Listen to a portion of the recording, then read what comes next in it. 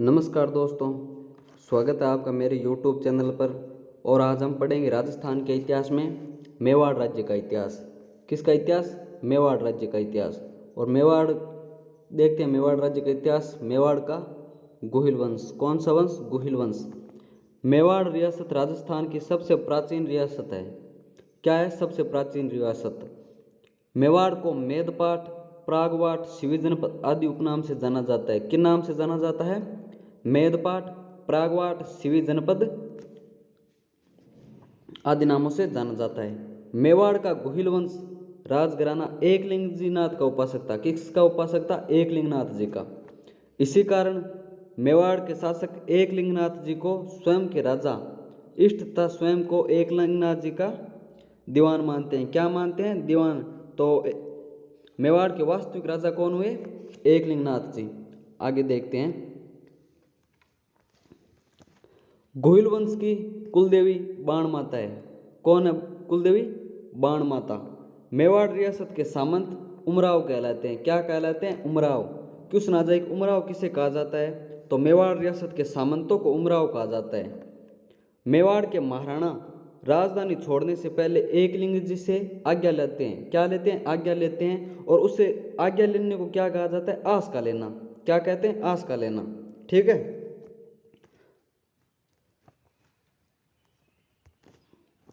मेवाड़ के महाराणा हिंदुआ सूरज कहलाते हैं।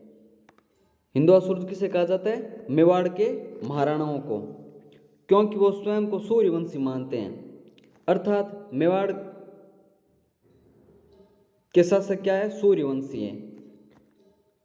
तो क्यों सुना जाए कि गुहिल संबंधित है सूर्यवंशी, मेवाड़ चंद्रवंशी, तो हो जाएगा मेवाड़ के गुहिल है सूर्यवंशी। गुहिल वंश के राजध्वज पर उगता सूरज एवं धनुष बाण अंकित है। क्या अंकित है? उगता सूरज एवं धनुष बाण। तथा इसमें उदयपुर का राजवाक्य। किसका वाक्य? उदयपुर का। क्या है वाक्य? जो दृढ़ राखे धर्म को, ताहि राखे करतार, अंकित है। इस शब्द का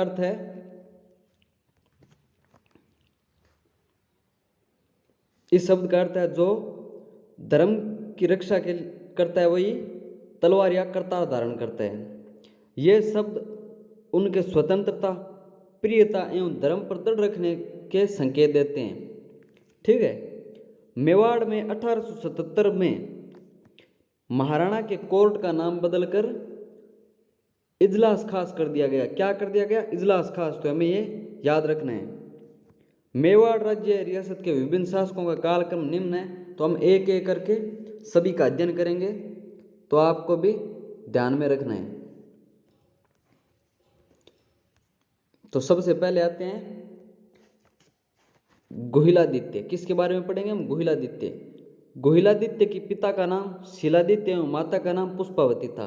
पिता का क्या नाम था? शिलादित्य एवं माता का पुष्पावती।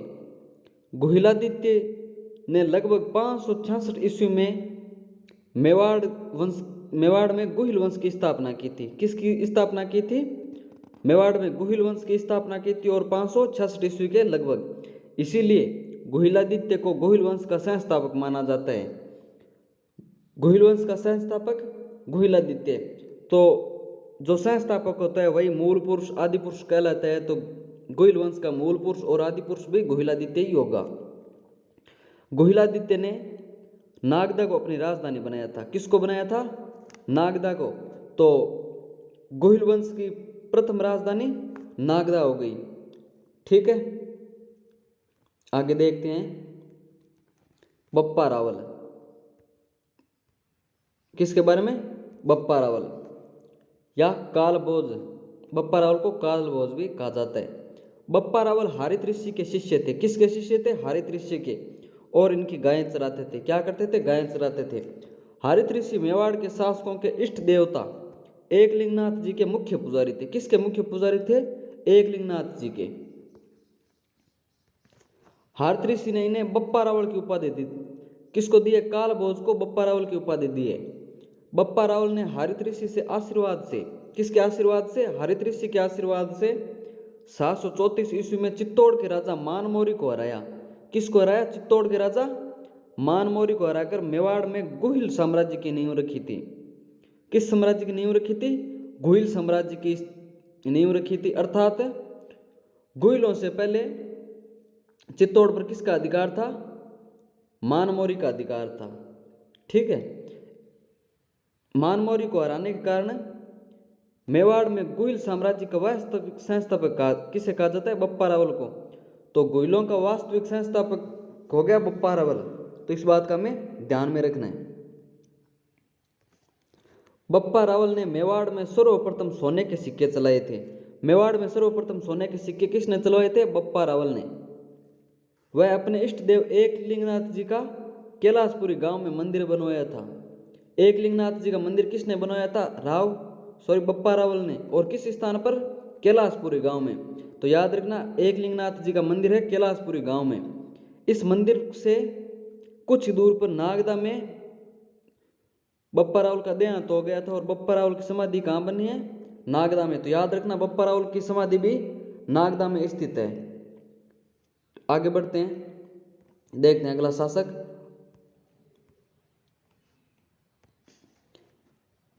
बप्पा रावल के बाद आते हैं अल्लट या आलूराव। कौन आते हैं? अल्लट या आलूराव। अल्लट ने सर्वप्रथम आहड़ को अपनी राजधानी बनाया था। किसको बनाया था? आहड़ को। अल्लट ने हूण राजकुमारी हरिया देवी से शादी की थी। किससे शादी की थी? हूण राजकुमारी हरिया देवी से। अल्लट ने मेवाड़ में सर्वप्रथम नौकरशाही का गठन किया था, जो वर्तमान में भी चल रही है। तो क्यों सुना जाए कि मेवाड़ में सर्वप्रथम नौकरशाही किसने प्रारंभ की थी? तो याद रखना, अल्लट या आलूराव ने मेवाड़ में सर्वप्रथम नौकरशाही प्रारंभ की थी। इतिहासकार ओझा के अनुसार मेवाड़ के शासक अल्लट ने प्रत्यार वंश के देवपाल को मारा था। किसको मारा था? प्रत्यार वंश के देवपाल को।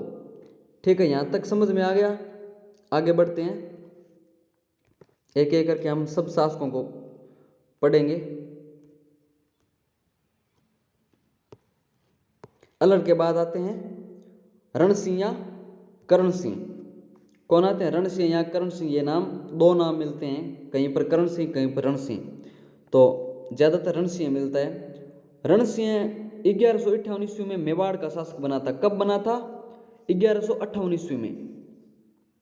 रणसिंह के शासनकाल में गुहिल वंश दो भागों में बंट गया था। कितने भागों में? दो भागों में बंट गया था। तो प्रथम रावल शाखा, रणसिंह के पुत्र क्षेम सिंह ने रावल शाखा का निर्माण किया था। किसने किया था? क्षेम सिंह ने। और चित्तौड़ पर शासन किया था। द्वितीय राणा शाखा, रणसिंह के पुत्र राहब ने सिसोदा गांव बसाकर राणा शाखा की नींव रखी थी। कहां पर रखी थी? सिसोदा गांव में राणा शाखा की नींव रखी थी। और सिसोदा गांव में निवास करने के कारण क्या कहलाए? सिसोदिया कहलाए। तो इस प्रकार गुहिल वंश की दो शाखाएं होंगी, प्रथम रावल शाखा और द्वितीय राणा शाखा। तो हमें ध्यान में रखना है ये भी। आगे बढ़ते हैं,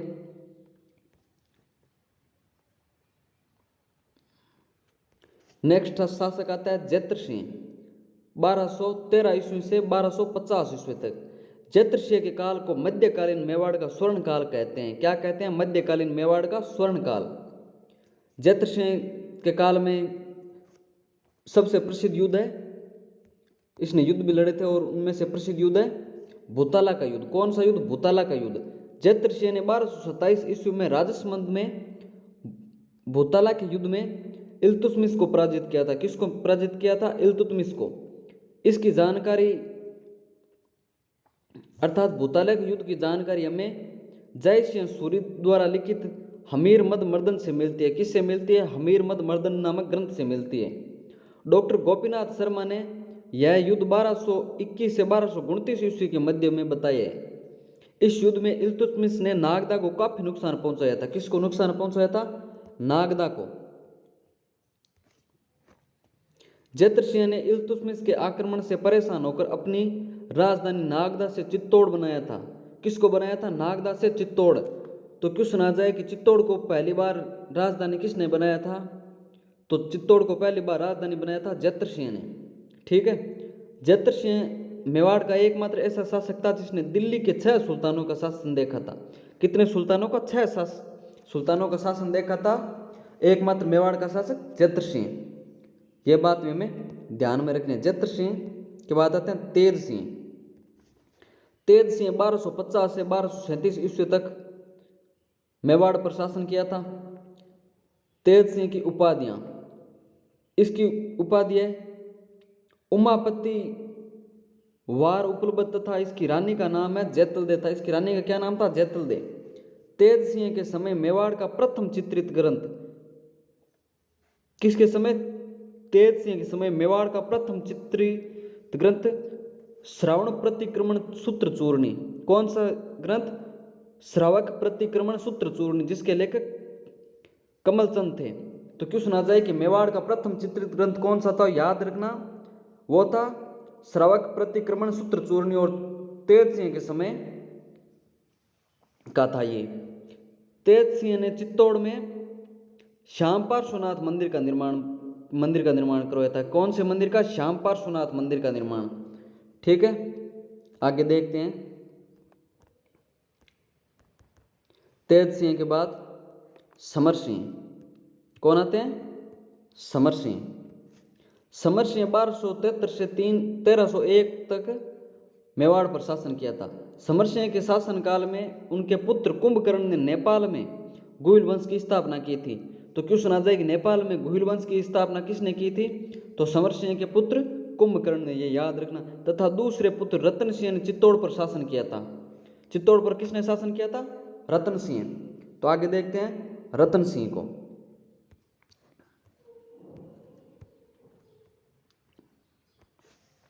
रावल रतन सिंह 1301 से 1303 ईस्वी तक, कहीं पर 1302 तक बताया जाता है। तो वो अलग अलग मत है, अलग अलग इतिहासकारों के। रावल रतन सिंह रावल शाखा का अंतिम शासक था। किस शाखा का अंतिम शासक था? रावल शाखा का अंतिम शासक था। तो ये बात याद रखना कि रतन सिंह रावल शाखा का अंतिम शासक था। रावल रतन सिंह के समकालीन दिल्ली सुल्तान अलाउद्दीन खिलजी ने साम्राज्यवादी नीति के तहत चित्तौड़ पर 1303 में आक्रमण किया था। कब किया था? 1303 में। और किसने किया था? अलाउद्दीन खिलजी ने। इस युद्ध में 26 अगस्त 1303 ईस्वी को रतन सिंह गौरा, जो पद्मिनी का चाचा था, एवं बादल, जो पद्मिनी का भाई था, लड़ते हुए मारे गए थे, अर्थात केसरिया किया था। तथा पद्मिनी ने अन्य रानियों मतलब 1600 महिलाओं के साथ जोहर किया था। कितने महिलाओं के साथ जोहर किया था? 1600 महिलाओं के। और पद्मिनी के नेत्र में चित्तौड़ का जोहर हुआ था। यह चित्तौड़ का प्रथम शाखा था। कौन सा? चित्तौड़ का प्रथम शाखा था रतन सिंह व पद्मिनी वाला। मलिक मोहम्मद जायसी के पद्मावत ग्रंथ के अनुसार, किसके अनुसार? पद्मावत ग्रंथ के अनुसार यह युद्ध राघव चेतन के कहने पर रावल रतन सिंह की रूपवती महारानी पद्मिनी की चाह में किया गया था। किसकी चाह में किया गया था? रूपवती रानी पद्मिनी की। रानी पद्मिनी के तोते का नाम हीरामन था, जो मनुष्य की आवाज में बोलता था। क्यों सुना जाता है कि रानी पद्मिनी के तोते का नाम बताइए? तो रानी पद्मिनी के तोते का नाम था हीरामन। ये बात हमें ध्यान में रखनी है। चित्तौड़ का प्रथम शाखा राजस्थान का सबसे बड़ा शाखा था। क्यों सुना जाए राजस्थान का सबसे बड़ा शाखा? तो याद रखना, चित्तौड़ का प्रथम शाखा राजस्थान का सबसे बड़ा शाखा था। यह शाखा राजस्थान का दूसरा शाखा था, अर्थात इससे पहले भी एक शाखा हो चुका है। इस युद्ध का सजीव चित्रण प्रसिद्ध इतिहासकार एवं कवि अमीर खुसरो ने किया है। किसने किया है? कवि अमीर खुसरो ने। क्योंकि अमीर खुसरो इस युद्ध में खिलजी के साथ आया हुआ था। खिलजी के साथ कौन सा इतिहास? क्यों सुना जाए कि कौन सा इतिहास खिलजी के साथ चित्तौड़ के प्रथम शाखे में मौजूद था? तो याद रखना, अमीर खुसरो मौजूद था। अलाउद्दीन खिलजी ने चित्तौड़ का नाम अपने पुत्र खिज्र खां के नाम पर खिजराबाद कर दिया था। क्या कर दिया था? खिजराबाद कर दिया था। तथा वहां का शासक अपने पुत्र खिज्र खां को बनाया था। किसको बनाया था? खिज्र खां को। और चित्तौड़गढ़ पुत्र खिज्र खां को सौंपकर दिल्ली चला गया था। तो चित्तौड़ किसको सौंपा था अलाउद्दीन खिलजी ने? खिज्र खां को। तो ये याद रखना।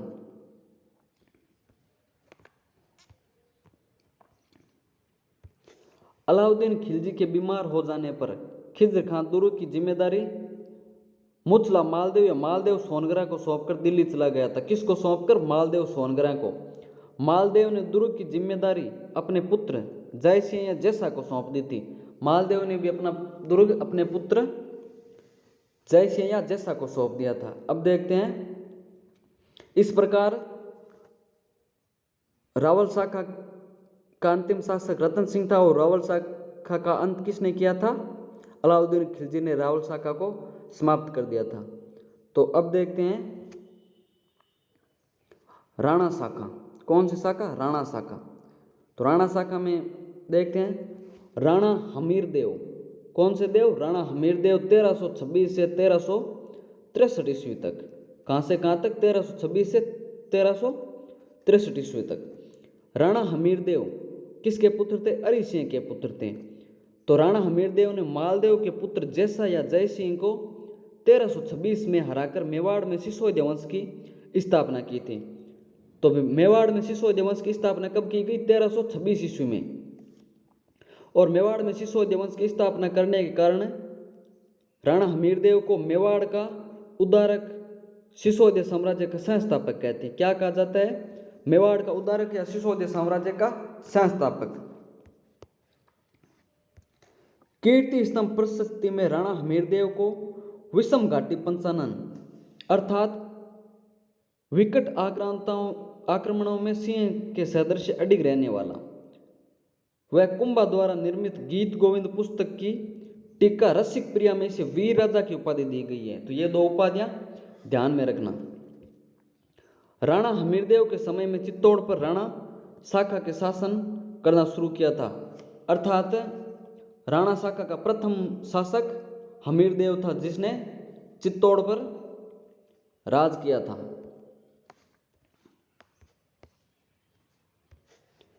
हमीर सिसोदिया ने सिंगोली के युद्ध, सिंगोली चित्तौड़ में पड़ता, सिंगोली के युद्ध में दिल्ली के सुल्तान मोहम्मद बिन तुगलक को पराजित किया था। किसको पराजित किया था? मोहम्मद बिन तुगलक को। राणा हमीरदेव ने चित्तौड़ में अन्नपूर्णा मंदिर का निर्माण करवाया था। किसका मंदिर? अन्नपूर्णा मंदिर का निर्माण कराया। तो याद रखना, अन्नपूर्णा मंदिर का निर्माण किसने करवाया? तो राणा हमीरदेव ने अन्नपूर्णा मंदिर का निर्माण करवाया। राणा हमीर के बाद राणा लाखा। राणा लाखा या लक्ष्य सिंह जिसने 1382 से 1421 ईस्वी तक शासन किया था।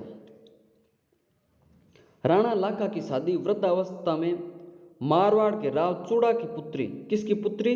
राव चूड़ा की पुत्री व रणमल राठौड़ की बहन हंसाबाई से सहस्रत, किस शर्त पर हुआ था कि हंसाबाई व लाखा से जो पुत्र उत्पन्न होगा वही मेवाड़ का उत्तराधिकारी बनेगा। क्या बनेगा? मेवाड़ का उत्तराधिकारी।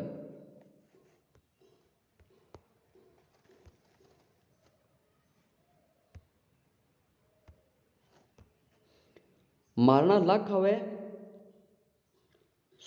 लाखा का बड़ा पुत्र व हंसाबाई का सौतेला पुत्र राव चूड़ा था। कौन था? राव चूड़ा। राव चूड़ा ने मेवाड़ का राज्य हंसाबाई के होने वाले पुत्र को देने व जीवन भर कुंवारा रहने की भीष्म प्रतिज्ञा की थी। क्या की थी? भीष्म प्रतिज्ञा। इसलिए राव चूड़ा को मेवाड़ का भीष्म पितामह या राजस्थान का भीष्म कहा जाता है। तो क्वेश्चन आ जाए कि मेवाड़ का भीष्म पितामह कहा जाता है, तो याद रखना राव चूड़ा को मेवाड़ का भीष्म कहा जाता है या राजस्थान का भीष्म कहा जाता है। महाराणा लाखा एवं हंसाबाई के मोकल नामक पुत्र उत्पन्न हुआ। कौन? मोकल। राणा लाखा के शासन काल में जावर पड़ता है उदयपुर में, जावर में चांदी की खान निकली थी। किसकी खान निकली थी? चांदी की खान। शीशा और जस्ता को चांदी का दोनों का मिश्र रूप होता है चांदी।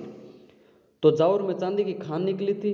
राणा लाखा के शासन काल में क्षेत्रिया पिच्छू नामक बंजारे ने, किसने? क्षेत्रिया पिच्छू नामक बंजारे ने पिछोला झील, जो उदयपुर में पिछोला झील का निर्माण करवाया था। कौन सी झील का निर्माण करवाया था?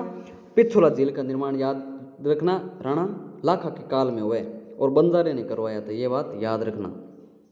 आगे बढ़ते हैं। राणा लाखे के बाद आते हैं राणा मोकल।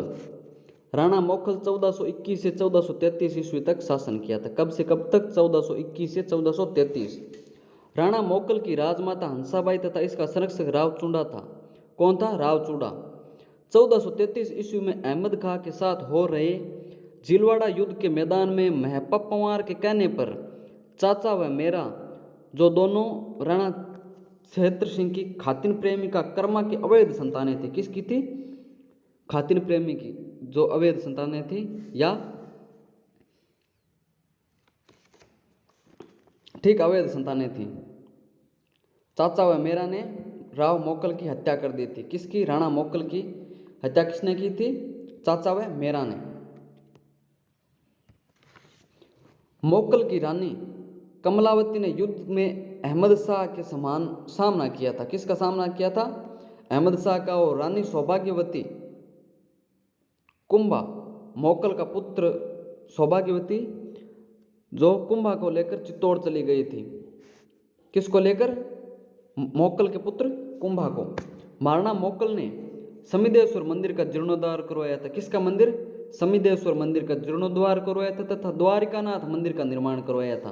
क्यों सुना जाए? द्वारिकानाथ मंदिर का निर्माण किसने करवाया था? तो राव महाराणा मोकल ने करवाया था। ठीक है, आगे देखते हैं। महाराणा कुंभा।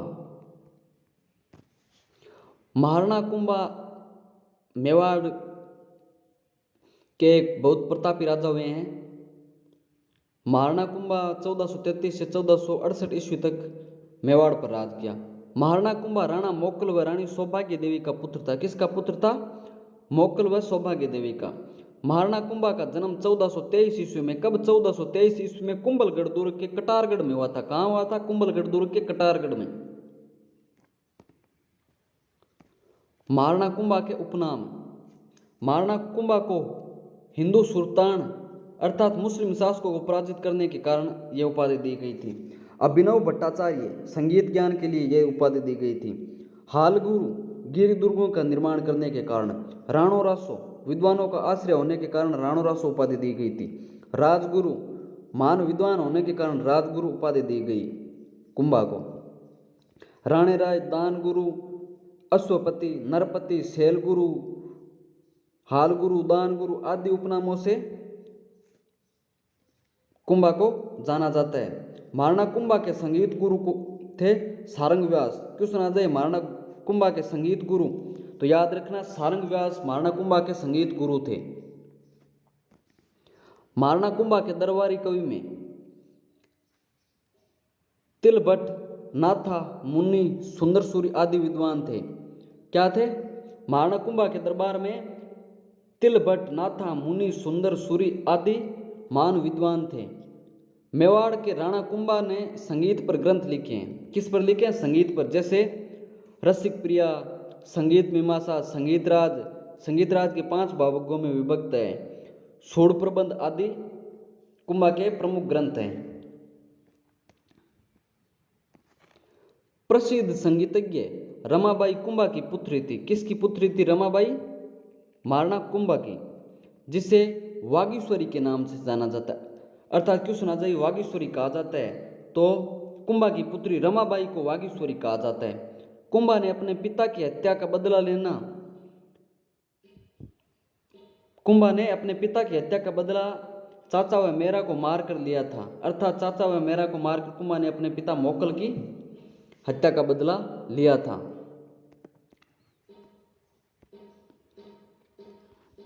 कुंभा के काल में प्रसिद्ध युद्ध है, उनका अध्ययन करते हैं। सारंगपुर के युद्ध। किसके युद्ध? सारंगपुर के युद्ध। महाराणा कुंभा ने 1437 ईस्वी में सारंगपुर के युद्ध, सारंगपुर पड़ता है मध्य प्रदेश में मालवा या मांडू के सुल्तान महमूद खिलजी प्रथम को पराजित किया था। किसको पराजित किया था? महमूद खिलजी प्रथम को। और इसी जीत के उपलक्ष्य में 9 मंजिले कीर्ति स्तंभ या उसे विजय स्तंभ भी कहा जाता है, उसका निर्माण करवाया था। तो क्यों सुना जाए कि विजय स्तंभ या कीर्ति स्तंभ का निर्माण करवाया था सारंगपुर विजय के उपलक्ष्य में। यह बात याद रखना। विजय स्तंभ की ऊंचाई लगभग 120 मीटर है। कितने? 120 मीटर। विजय स्तंभ की भारतीय मूर्ति कला का विश्वकोश या हिंदू देवताओं का अजायब घर कहा जाता है। क्यों सुना जाए? भारतीय मूर्तिकला का विश्व कोश या हिंदू देवी देवताओं का अजायब घर कहा जाता है? तो याद रखना उत्तर होगा कीर्ति स्तंभ या विजय स्तंभ। कीर्ति स्तंभ प्रशस्ति में उसके रचयिता कवि अत्रि थे। किसके? कीर्ति स्तंभ प्रशस्ति के रचयिता कवि थे अत्रि, लेकिन इनके निधन हो जाने से इनके पुत्र कवि महेश ने इसे पूरा किया था। किसने किया था कीर्ति स्तंभ प्रशस्ति को पूरा? कवि महेश ने, और प्रारंभ किया था कवि अत्रि ने। महाराणा कुंभा व राव जोधा के मध्य कुंभा की दादी व राव जोधा की बुआ हंसाबाई ने 1453 ईस्वी में पाली में आवल बावल की संधि करवाई थी। कौन सी संधि करवाई थी? आवल बावल की संधि। और कब करवाई थी? 1453 ईस्वी में। इस संधि के तहत मेवाड़ और मारवाड़ की सीमा का निर्धारण हुआ था। किसका निर्धारण हुआ था? मेवाड़ और मारवाड़ की सीमा का निर्धारण हुआ था। तथा राव जोधा ने अपनी पुत्री श्रृंगार देवी का विवाह कुंभा के पुत्र रायमल से किया था। किसके साथ किया था? रायमल के साथ। महाराणा कुंभा के काल में राजस्थान में चित्रकला की शुरुआत हुई थी। तो क्यों सुना जाए कि चित्रकला की शुरुआत किसके काल में हुई? तो महाराणा कुंभा के काल में राजस्थान में चित्रकला की शुरुआत हुई थी। कुंभा द्वारा निर्मित कार्य देखते हैं। कुंभलगढ़ दुर्ग, कुंभा ने कुंभलगढ़ दुर्ग बनवाया था। पत्नी कुंभल देवी की याद में राजस्थान में बनवाया था कुंभलगढ़ दुर्ग। अचलगढ़ दुर्ग जो आबू में स्थित है। बसंती एवं मचान सिरोही में बोमट दुर्ग बोराट के पठार पर, और कुंभ स्वामी मंदिर आदि निर्माण कार्य करवाए थे महाराणा कुंभा ने। कुंभा के जो ग्रंथ है उनके बारे में देखते हैं। कुंभा द्वारा रचित ग्रंथ, कुंभा ने कौन कौन से ग्रंथों का रचना की थी वो देखते हैं। संगीत राज, संगीत मीमांसा, सूर्ण प्रबंध, कामराज रतिसार, हरवर्तिका, जयदेव के गीत गोविंद पर टीका, रसिक प्रिया, संगीत क्रम, दीपिका, नवीन गीत गोविंद, वाद्य प्रबंध, संगीत सुधा, संगीत रत्नाकर टीका आदि कुंभा द्वारा रचित प्रमुख ग्रंथ है। कुंभा ने एकलिंग महात्म्य के प्रथम भाग, किसके? एकलिंग महात्म्य के प्रथम भाग राजवर्णन की रचना किसने की है? कुंभा ने। तो याद रखना एकलिंग महात्म्य के प्रथम भाग राजवर्णन की रचना महाराणा कुंभा ने की है। वीर विनोद की पुस्तक के लेखक श्यामलदास के अनुसार, किसके अनुसार? वीर विनोद की पुस्तक के लेखक श्यामलदास के अनुसार मेवाड़ के 84 दुर्गों में से 32 दुर्ग महाराणा कुंभा ने बनवाए थे। कितने? 32 दुर्ग। इसलिए कुंभा को स्थापत्य कला का जनक कहा जाता है। तो याद रखना स्थापत्य कला का जनक किसे कहा जाता है? कुंभा को कहा जाता है। कुंभा की उनके पुत्र उदा ने 1468 ईस्वी में हत्या कर दी थी, इसलिए उदा को पितृहंता शासक कहते हैं। तो मेवाड़ का पितृहंता किसे कहा जाता है? उदा को या उदयकरण को मेवाड़ का पितृहंता कहा जाता है। तो ये बात याद रखना। कुंभा के काल में एक संधि हुई है, वो भी देख लेते हैं। कौन सी? चंपानेर की संधि। तो गुजरात के शासक कुतुब शाह या कुतुबुद्दीन तथा मालवा के शासक मोहम्मद खिलजी की संयुक्त सेना ने मेवाड़ के महाराणा कुंभा को हराकर कुंभा के मुल्क को आपस में बांटने के लिए 1456 को चंपानेर की संधि की। लेकिन 1457 ईस्वी में बदनौर के युद्ध में महाराणा कुंभा इनकी सेना से पराजित नहीं हो सके, तो जिसकी चंपानेर की संधि सफल नहीं हो सकी। चंपानेर की संधि की तो थी लेकिन वो सफल नहीं हो सकी। इस विजय के उपलक्ष्य में कुंभा ने, किस विजय के? बदनौर के युद्ध के विजय के उपलक्ष्य में कुंभा ने कुशाल माता का मंदिर जो बदनौर में स्थित है उस मंदिर का निर्माण करवाया था। किसने करवाया था? कुंभा ने। तो ये बात भी ध्यान रखना। कुंभा के बाद हम देखते हैं राणा सांगा को या संग्राम सिंह को। राणा सांगा 1505 से 1528 ईस्वी तक शासन किया था। महाराणा सांगा के पिता रायमल व माता श्रृंगार देवी थी। पिता कौन थे? रायमल व माता श्रृंगार देवी। महाराणा सांगा का जन्म 12 अप्रैल 1482 को हुआ था। कब हुआ था? 12 अप्रैल 1482 को। तथा सांगा 1509 ईस्वी में मेवाड़ का शासक बना था। कब बना था? 1509 ईस्वी में। महाराणा सांगा को हिंदूपत एवं सैनिकों का भगवा वेश यानी शरीर पर लगभग 80 घाव होने के कारण यह नाम से जाना जाता था। ठीक है, किस नाम से? हिंदूपत व सैनिकों का भगवा वेश। महाराणा सांगा राजस्थान का अंतिम हिंदू स्वराज्य था, अंतिम हिंदू राजा था। कौन? महाराणा सांगा, जिसके सेनापतित्व में पूरे राजपूतों ने मुगलों को भारत से बाहर निकालने का प्रयास किया था।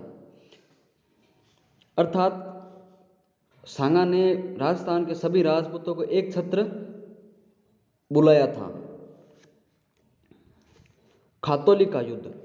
राणा सांगा ने 1517 में खातौली, जो बूंदी में पड़ता है, खातौली के युद्ध में इब्राहिम लोदी को परास्त किया था। किसको किया था? इब्राहिम लोदी को परास्त किया था राणा सांगा ने। बाड़ी का युद्ध। राणा सांगा ने 1518 में बाड़ी धौलपुर के युद्ध में इब्राहिम लोदी को परास्त किया था। इसमें भी इब्राहिम लोदी को ही परास्त किया था। गागरोन का युद्ध। राणा सांगा ने 1519 में गागरोन के युद्ध, गागरोन झालावाड़ में पड़ता है, तो गागरोन के युद्ध में मालवा के महमूद खिलजी द्वितीय को पराजित किया था। किसको पराजित किया था? मालवा के महमूद खिलजी द्वितीय को। बयाना, जो भरतपुर में पड़ता है, बयाना का युद्ध 16 फरवरी 1527 ईस्वी में हुए बयाना के युद्ध में सांगा के सैनिकों ने बाबर के सैनिकों दुर्ग पर रक्षा कर रहे थे, बाबर के बहनोई मेहंदी ख्वाजा को हराकर बयाना दुर्ग पर अधिकार किया था। कब किया था? 16 फरवरी 1527 को। अब देखते हैं सबसे महत्वपूर्ण युद्ध, खानवा का युद्ध, जो राणा सांगा के काल में हुआ था। खानवा का युद्ध। यह युद्ध राणा सांगा एवं बाबर के मध्य 17 मार्च 1527 को लड़ा गया। कब लड़ा गया था? 17 मार्च 1527 को। खानवा के युद्ध में राणा सांगा बाबर से पराजित हो गया था। खानवा का युद्ध रूपवास भरतपुर में बाबर ने जिहाद या धर्म का युद्ध नारा दिया था। क्या नारा दिया था? बाबर ने जिहाद या धर्म का युद्ध कहा था खानवा के युद्ध को।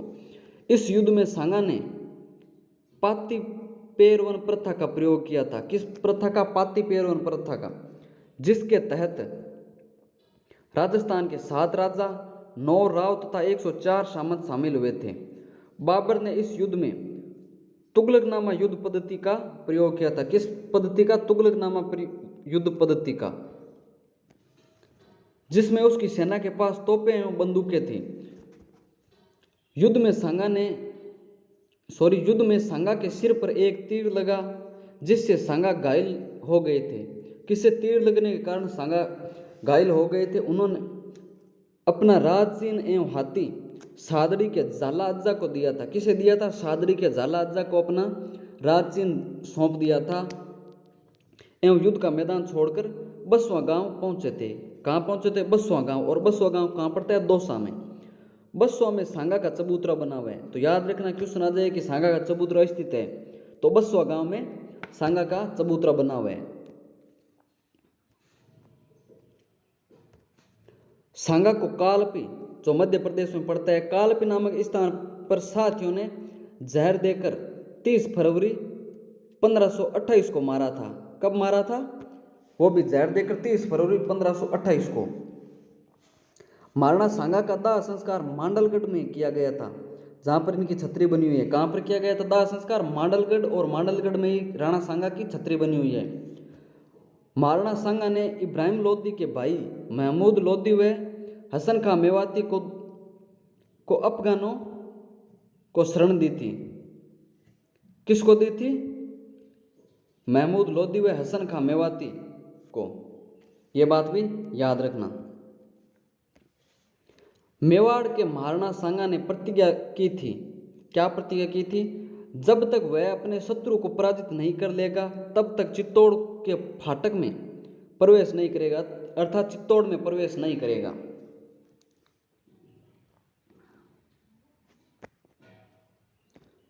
तो आगे देखते हैं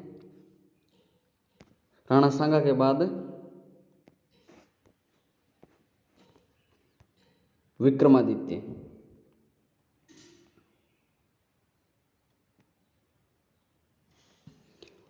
विक्रमादित्य विक्रमादित्य विक्रमादित्य छोटी उम्र में राजा बने, जिस कारण राज कार्य का संचालन इनके माता हाड़ा रानी कर्मावती ने किया था। किसने किया था? हाड़ा रानी कर्मावती ने। विक्रमादित्य के शासनकाल में 1533 ईस्वी में गुजरात के बहादुर शाह ने आक्रमण किया था। किसने किया था? गुजरात के बहादुर शाह ने। लेकिन हाड़ी रानी कर्मावती ने संधि कर ली, जिससे बहादुर शाह वापस चला गया था। तो हाड़ी रानी ने किसके साथ हाड़ा रानी कर्मावती ने किसके साथ संधि की थी? बहादुर शाह के साथ। यह ध्यान में रखना। विक्रमादित्य के शासनकाल में 1534 ईस्वी में गुजरात के बहादुर शाह ने फिर से आक्रमण किया था। हाड़ा रानी कर्मावती ने बादशाह हुमायूं से सहायता के लिए राखी भेजी थी। तो क्वेश्चन आ जाए कि हाड़ा रानी ने किससे राखी भेजी थी? तो हुमायूं को राखी भेजी थी। लेकिन हुमायूं की समय पर मदद न मिलने के कारण विक्रमादित्य व उदय सिंह को ननियाल बूंदी भेज दिया गया था। तो कहाँ भेजा गया था विक्रमादित्य व उदय सिंह को? बूंदी। हाड़ा रानी कर्मावती ने दुर्ग की जिम्मेदारी देवलिया के बाघ सिंह को सौंपी थी। किसे सौंपी थी? देवलिया के बाघ सिंह को दुर्ग की जिम्मेदारी सौंपी थी। देवलिया प्रतापगढ़ में पड़ता है वर्तमान में। देवलिया के रावत बाघ सिंह के नेतृत्व में सैनिकों ने युद्ध किया व लड़ते हुए मारे गए, अर्थात केसरिया किया। तथा हाड़ा रानी कर्मावती ने 1200 महिलाओं के साथ जोहर किया था। कितनी महिलाओं के साथ? 1200 महिलाओं के साथ। और यह चित्तौड़ का दूसरा शाखा था। कौन सा शाखा? कर्मावती के नेतृत्व में दूसरा शाखा किया गया था और पद्मावती के नेतृत्व में चित्तौड़ का पहला शाखा किया गया था। यह बात भी हमें ध्यान में रहनी चाहिए। पृथ्वीराज सिसोदिया की दासी पुतलदे के पुत्र बनवीर ने पृथ्वीराज सिसोदिया की दासी पुतलदे के पुत्र बनवीर ने विक्रमादित्य की 1536 ईस्वी को हत्या कर दी। लेकिन उदय सिंह को स्वामी भक्ता पन्नादाय ने अपने पुत्र चंदन का बलिदान देकर बचाया था और उदय सिंह को लेकर कुंभलगढ़ चली गई थी। तो पन्ना उदय सिंह को लेकर कहाँ चली गई थी? कुंभलगढ़। और वहाँ के किलेदार आशा देवपुरा उन्हें अपने पास रखा था। तो पन्ना ने उदय सिंह को कहाँ रखा था? देवपुरा में रखा था। यह बात ध्यान में रखना। अब आते हैं राणा उदय सिंह। राणा उदय सिंह 1537 से 1572 ईस्वी तक। महाराणा उदय सिंह के पिता का नाम महाराणा संग्राम सिंह और माता का नाम कर्मावती था। क्या था? कर्मावती। राणा उदय सिंह का जन्म चित्तौड़ दुर्ग में हुआ था। कहाँ पर हुआ था? चित्तौड़ दुर्ग में। यह बात ध्यान रखना। राणा उदय सिंह का 1537 ईस्वी में कुंभलगढ़ में प्रथम राज्याभिषेक हुआ था। 1537 में तो हुआ था प्रथम राज्याभिषेक। उदय सिंह ने 1540 ईस्वी में बनवीर की हत्या कर चित्तौड़ पर अधिकार किया था। कब किया था चित्तौड़ पर अधिकार उदय सिंह ने? 1540 में। तथा उदय सिंह का दूसरा राज्याभिषेक, कौन सा दूसरा राज्याभिषेक? चित्तौड़ में 1540 में हुआ था। कब हुआ था? 1540 चित्तौड़ में। उदय सिंह मेवाड़ का ऐसा प्रथम शासक था जिसने अफगान शेरशाह सूरी की अधीनता स्वीकार की थी। तो शेरशाह सूरी की प्रथम बार अधीनता किसने स्वीकार की थी? उदय सिंह ने। एवं चित्तौड़ की चाबियां शेरशाह सूरी के पास भेज दी थी। किसके पास? शेरशाह सूरी के पास। 1599 ईस्वी में धोनी नामक स्थान पर, किस स्थान पर? धोनी नामक स्थान पर उदयपुर नगर बसाया था तथा उदय सागर झील भी बनवाई थी। किसने? उदय सिंह ने। उदय सिंह के शासनकाल में 1567-68 में अकबर ने चित्तौड़ पर आक्रमण किया था। किसने? अकबर ने। उदय सिंह सेनापतियों जयमल व फत्ता को किले का भार सौंपकर स्वयं गोगुंदा चला गया था। कहाँ चला गया था? गोगुंदा। 23 फरवरी 1568 ईस्वी को जयमल फत्ता एवं जयमल के भतीजे कल्लाजी राठौड़, जिन्हें 4 हाथों के लोक देवता के रूप में पूजा जाता है, तो कल्लाजी राठौड़ इस युद्ध में मारे गए, अर्थात केसरिया किया था। एवं उनकी रानियों ने फूल कंवर वीर फत्ता की पत्नी थी फूल कंवर, उनके नेतृत्व में जोहर किया था। यह चित्तौड़ का तीसरा व अंतिम शाखा था। कौन सा? चित्तौड़ का तीसरा व अंतिम शाखा। अर्थात चित्तौड़ में कुल 3 शाखे हुए थे। पहला रानी पद्मिनी के नेतृत्व में, दूसरा हड़ा रानी के नेतृत्व में और तीसरा फूल कंवर के नेतृत्व में। तो ठीक है, यहां तक समझ में आ गया।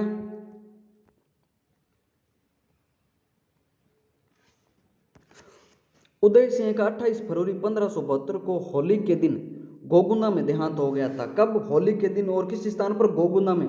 तो उदय सिंह की छत्री भी कहां पर बनी हुई है? गोगुंदा में। अकबर ने उदय सिंह को अपने अधीन करने के लिए 2 शिष्टमंडल भेजे। कितने? 2 शिष्टमंडल। पहला राजा भारमल तथा दूसरा टोडरमल व भगवंत दास के नेतृत्व में भेजा था। किसके नेतृत्व में? भगवंत दास व टोडरमल के नेतृत्व में। इस तरह हमने उदय सिंह तक देख लिया। आगे का इतिहास हम दूसरे पार्ट में देखेंगे। तब तक के लिए धन्यवाद। वीडियो अच्छा लगे तो मेरे चैनल को सब्सक्राइब, लाइक और शेयर करें। धन्यवाद।